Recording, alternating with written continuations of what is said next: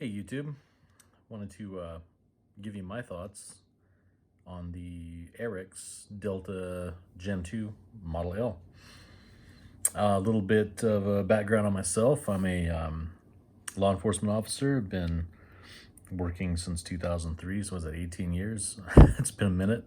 In that time, I've been fortunate enough to get my hands on a lot of different types of handguns and serviceable duty handguns, and I've got a lot of trigger time on a lot of different models. Having worked that span, I carried several models of handgun. Now, what drew me to this particular model was, it's different, and I think that I'm not alone in the law enforcement community. In the fact that I'm always in search of a better duty pistol. I mean, I don't. It may be a condition though. It may be a detriment that I seem to always be searching for the one. I mean, I've had a few handguns, and I have a few handguns that for me are the one. Usually, most of the time, but like anything else, I mean, there are advancements. There's technological leaps, and while this isn't anything groundbreaking, and I think the company itself will tell you that this isn't a groundbreaking design, and they weren't looking to revolutionize the pistol market, their polymer pistol market. They did a damn good job. I wasn't expecting a lot, and I feel bad about that in a sense that I kind of fell prey to a common misnomer out there, which is so often the price of something reflects the quality, and this comes in at a very reasonable price. It's very obtainable firearm, less than $500 US right now, and oh god, I want to say 434 is what this particular model is going for. Anyway, you can find them online right now. That they are showing up, they are shipping out. Some gun stores may have them in stock. It seems like they're more available these days than certain other firearms, like your CZ P10Fs. This is a full-size pistol. Just get that out of the way. It's comparable in size to this, but only, I mean, not really. I mean, it is and it isn't. It's they say Glock 17 sized because a lot of people know what a Glock 17 feels like, what the dimensions are. This is a Gen 5 without the any grips on it, with any grip extensions on it, or anything to make it bigger, and it feels okay. It feels good. It doesn't feel like this, I'll tell you. This blew me away how thin it was. She's skinny. She's slim. I mean, by a lot. Is a lot slimmer and a lot lighter than your Glock 17. I wanted to do a versus video, to be honest, more clickbaity than anything, because I hadn't seen a comparison to a Glock 17. You see sometimes when a new pistol comes out, you'll see like hey, this so-and-so versus Glock 17, or this, and you see Glock 17 a lot because it's a point of reference. But I did do a earlier today, I sat down, I got this all set up, and I did a comparison between the two. And as I went into it, I don't do this scripted, I'm not a pro, right? As I started getting into it, it dawned on me that there's not really a comparison here. It's only comparable as a point of reference. It's not, I feel bad putting these next to each other and saying that it's a comparison, because this guy is not even close in comparison to a Glock in the way that it's designed. It functions. I mean, aside from this, right, the takedown levers, I think, is the only thing it has in common, and maybe the polymer trigger. But the internals are totally different. The trigger brake is so much better. I broke this in with some steel-cased USA forged ammo by Winchester. I have a bunch of it. I put 250 rounds through this particular handgun in one session, and I was expecting malfunctions. Picked this up last week, and went over the weekend when I had some time, took my son out, and we We tried to put it through the ringer. I tried to get it to fail. I thought it was going to fail. I was like, well, this thing, I mean, I don't have a pistol in my inventory, a 9mm pistol in my inventory that will eat that stuff regularly. I usually have some kind of a failure to feed, you know, some kind of a feeding issue with that ammo, and it's all ammo. It's just not very good, and it's old. The stuff I have has been sitting on the shelves for a while, or well, it's been in my storage, my possession for a while. It's like the first run USA Forge stuff, and it's a few years old, I would guess. And I've not stored it right. It was super dry, and there was no lubricity to it at all. So this stuff was not wanting to even load in magazines, you know. So I was expecting the same with the Arex, and it is ammo getting. It's March 2021, so you know ammunition is not cheap and it's tough to come by. So why not shoot the old stock? I was expecting it to fail. Didn't fail. Not, I mean, 100%. I'll just get that out of the way. I can go on and on and on because I talk a lot. But 100%. I mean, I had no issues with that ammo, and I was expecting it. I really was. I'm shocked.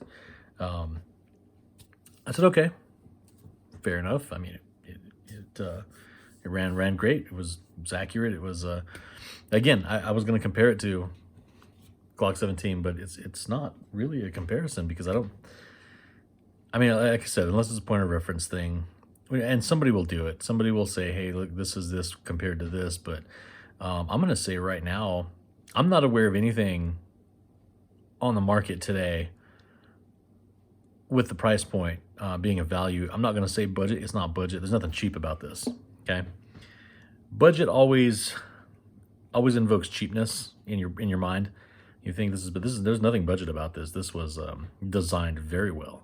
It was designed for the purpose of close quarter combat. That's very obvious to me. I mean, everything about it, the modularity, the sights, okay, the indicators, the striker indicator, which moves as you press the trigger, so you can thumb it, you know, and while you're putting it in the holster. If there's an obstruction in there, you're not gonna have an AD or an ND, whatever you want to call it. The loaded chamber indicator on top, excellent. I like that about the Springfield XD pistols, or the HS2000 as the Croatian pistols. The design where it had the tactile loaded chamber indicator on top of the firearm. It's subtle. It's there. I mean, you can when it's up, you can feel it. Okay, and that's what you want. People say why? Well, being being an experienced law enforcement officer, and you know, unfortunately, that means I worked a lot of nights and did a lot of high risk stuff. And when definitely when I was kicking in doors for a period of time, that on a team, that you get this weirdness. This stuff happens where you you triple check and double check and quadruple check silly things. At least I mean, I'm not the only one. I've met other officers who have some kind of quirk about checking to see if their firearms loaded or not, and you know, the press checking crap. I mean, you might do it 2 or 3 times, depending on the type of situation you're going to. You just want to make sure you're loaded. I've been on calls sometimes, and or on my en route to a call, and you know, I'll disengage from the holster and check to see if my firearm's loaded with the indicator here. I mean, sometimes you don't have time to do a press check. Sometimes it's not in daylight, okay? I mean, sometimes things happen, right? And I appreciate that. That's awesome. I don't think that was a compliance thing or some kind of weird requirement that they had to do, you know. I don't fault them for it. I applaud them for it. I think that is excellent. The optics ready capability, solid, excellent. The metal sights, awesome. I mean, they're not true precision, but hey, you know, if you want to change them, they're compatible with Sig Sauer number 8 sights. I think I might throw some X-ray sights on there just to see, you know. I'm not sure if I'm gonna get much of a benefit from them because they're pretty good. And they're zeroed at 15 meters, so about 17 yards. And then for me, they're a point aim, point impact. If you take your time, once I got this broken in, the trigger loosened up very quickly, broke in very quickly. I think it's just a matter of being under the take up is smooth, and light. You hit a solid wall. Oh man, and that's H&K VP9 like. Okay, they're, like I said, budget maybe. In only the price. I think that this is a high quality firearm. Based on my observations, like I said, that's many handguns and lots of rounds downrange, thousands of rounds downrange, various types of platforms, and having experience with a lot of high quality manufacturers and being an armorer for some of them in the past. And I can tell you, from an engineering standpoint, this was made for combat. I mean, what more could you ask for, right? In a self-defense firearm, or like in a law enforcement role as an offensive weapon. You know, I mean, they really thought it's its own animal. Okay, I saw this and for the first thing that popped into my head was, hey, P80, like polymer 80. Like it's kind of like a polymer 80, right? I mean, looking at it online, looking at some of the videos, I'm like, yeah, it's kind of like a polymer 80. It's got the texture. I was thinking, and without saying it out loud to my head, oh, it's a Glock clone. It's a Glock Gen 3 clone. I mean, that's what's all the rage these days. It just happens to be ambidextrous, right? No, it's not. This is not a Glock clone. It has some things in common with the Glock pistol, but this is not a clone. I mean, it's not. There are a lot of companies out there right now that are kind of flooding the market with Glock copies. I mean, really, so slightly improved Glocks, and for a lot of money. Some of these companies. So like, yeah, I'm not going to say any names. I don't know how petty people can get, but I mean, this is its own animal. I mean, even the takedown procedure, right? It kind of self-decocks. It has some elements in common with other firearms, like the XD or even the 1911. Yeah, it's the internal extractor here. If you didn't notice, a la 1911, a la Springfield XD. All right, it's there. I mean, it's really cool. I like that. You have an internal extractor. It works flawlessly, at least in this example. You have a full steel guide rod captured, and it is the same size on the full size version, as it is on the compact, meaning you only have one to buy for spares. And if you're like me and you shoot a lot, you're going to burn these up. But yeah, I mean, that's awesome. I only have to stock up on one recoil spring, I mean, or one type. I like that, as opposed to like a Glock where you've got the Glock 19 size, you got the Glock 22 or 1734 size. They're different. So I mean, it's the little things, okay? It's the little things. I appreciate all of it. Anyway, that's just my take on it. I wanted to do some shooting footage. I think this is going to be like a series for me. I'm not really into the YouTube scene, I guess, or I'm not a pro. Okay, I'm doing this out of boredom these days. I had fun doing a couple little reviews, like on Talon grips and stuff, but I wanted to get my views on this. From what I can tell, nobody's saying it. I'm just gonna say it. I think that Arex is not doing a very good job marketing this for what it is. I think it's being marketed as a budgeted alternative to something like a Glock, but it is not. This is up there in functionality and build quality with your SIG P320s, your H&K VP9s. This is a duty handgun that was purpose built, and I think that the quality is there. I mean, it's a screaming deal. I'll say that. It's a screaming deal right now. It happens, from time to time. Something will enter the market and it'll be cheap and it won't get any play. And then all of a sudden, somebody will discover its greatness. The price goes up and it sells like hotcakes. And I could kind of see that happening in the market with these. This is not your European American Armory import. Okay, this is although it's imported by a company called Global Ordnance. I think the FIME group may still be doing the Rex 01,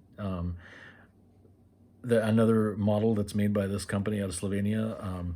you know, I wasn't really interested in it because I'm a SIG guy. You know, I like my 226s, 229s. I like the P series SIGs, and you know, when I saw the Arex version, I was not interested. But then now I'm looking at it, going, wait a minute, it's.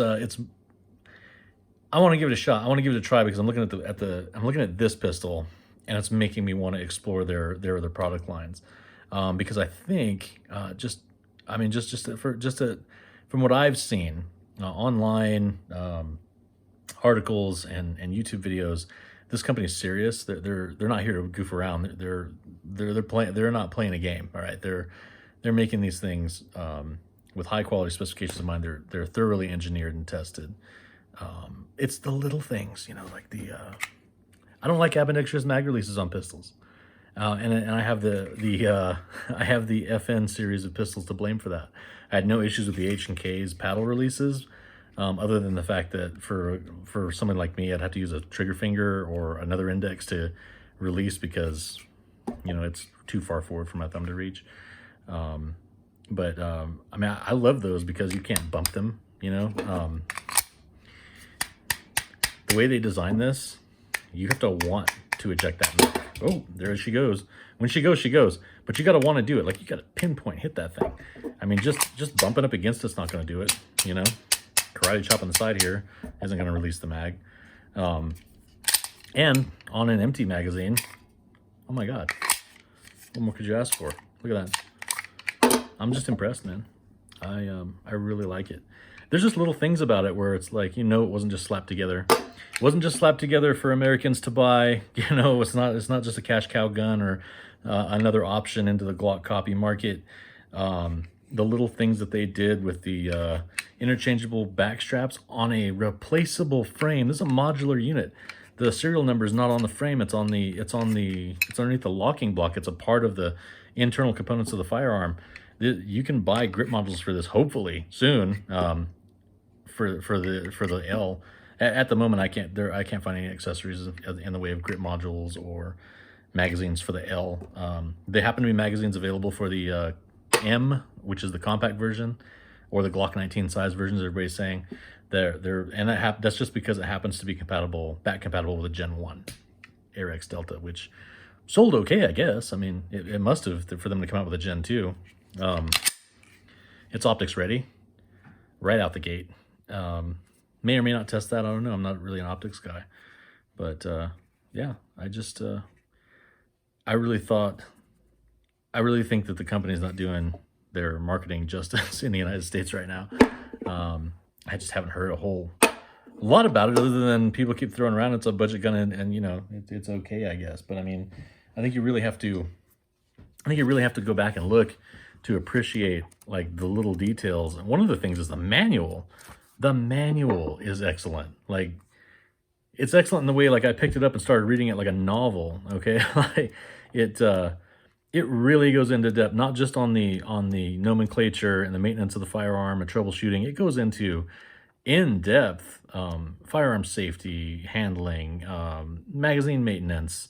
I mean, just things that you don't see a lot of other manufacturers do. Or lubrication points are illustrated in this manual. You really can't screw this up if you can read, or if you don't even need to be able to read to get through this with the illustrations. I see there's a version with a manual safety. I'm a weirdo. I want it. Right? I want one. I want one with a manual safety. I do. I see that they have factory night sights, but just by looking at the manual, haven't heard any of this online. Right? Anyway, that's my take. Like I said, I was going to do a versus. Didn't work out. One thing, though, that I did discover, and I know they talked about holster compatibility in a few videos I saw online. Safariland, ALS 7377, okay? This is a, you know, it's an outside the waistband holster. It's not very thin. It's not like a Kydex holster or anything, but it does have an internal lock, and it's for a Glock 17, okay? Not only does it fit, it fits.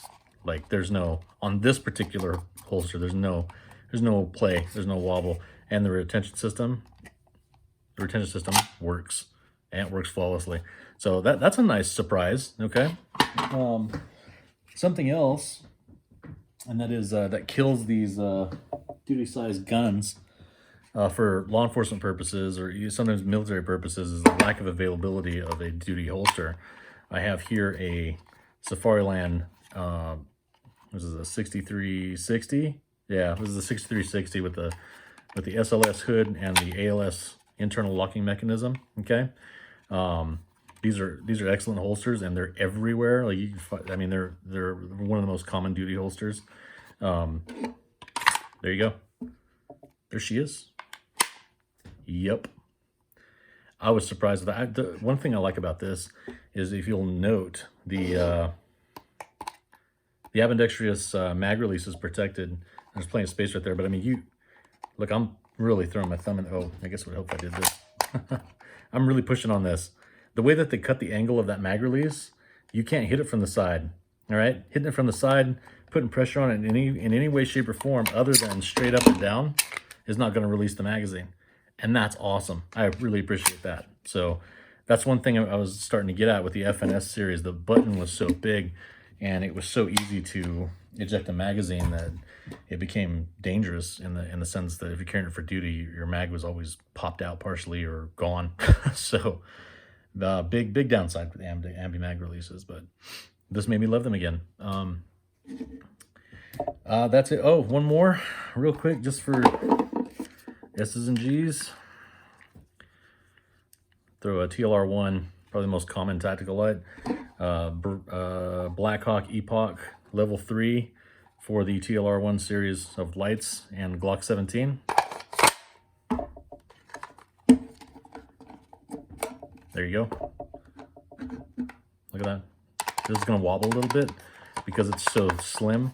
You can, though, and I'm not going to do it now, but you can, right here, you can adjust the retention, the squeeze, if you will, on that light. And as long as you're adjusting the tension on the light, you're going to get more retention out of that. So that would be a moot point, the wobble. It wouldn't happen, is what I'm saying. Retention works excellent. So you have a readily available duty holster, a few of them.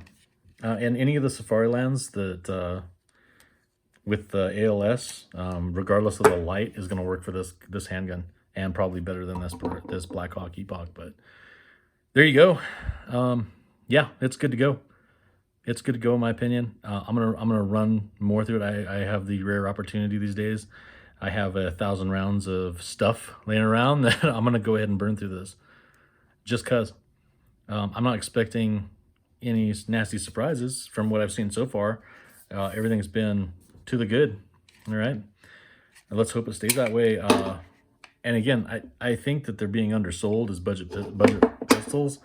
And I'm going to say it now. I'm probably the first one to come out and say it out loud that I think that this is its own beast. It's not a budget firearm at all. I think we're getting a screaming deal on it. But once people realize what level this guy's playing at, the price is going to go up. All right. I think once that happens, people are going to realize what this is. This is a HK VP9 competitor. This is a P320 competitor. It does stuff way better, in my opinion, than even the P320. But I can get into that some other time.